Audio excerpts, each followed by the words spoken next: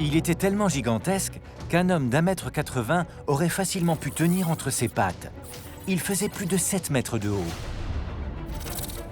Il était quasiment 2 fois plus grand et 3 fois plus lourd que le plus gros mammifère terrestre de notre ère, l'éléphant d'Afrique. Et avec ses 8 mètres du museau à la queue, il égalait en longueur un char d'assaut Abrams.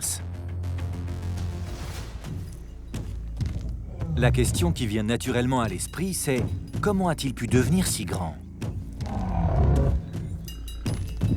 Mais il y a encore une autre inconnue. Alors que certains scientifiques pensent que le Paraceratherium vivait dans des forêts denses, Michael Fortelius pense que cette créature vivait dans un milieu hostile. Un endroit soumis à la sécheresse, où l'eau et par conséquent la végétation se faisaient rares. Comment un tel géant peut-il survivre quand la nourriture manque à l'appel? Michael Fortelius pense que c'est une question de dentition. Ces dents nous permettent de mieux comprendre pourquoi cet animal est devenu si énorme.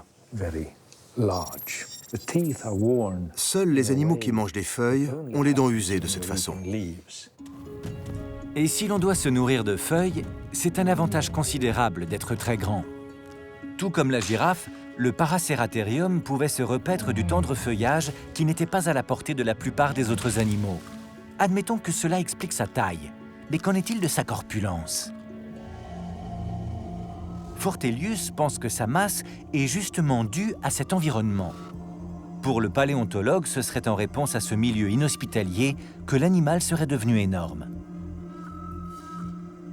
Si vous êtes petit, un seul jour sans eau peut prêter à de graves conséquences.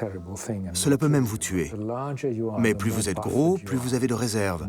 Et plus vous pouvez vous adapter à des conditions difficiles. Vous pouvez vous passer de nourriture et d'eau. Je pense que c'est cela qui a favorisé l'augmentation.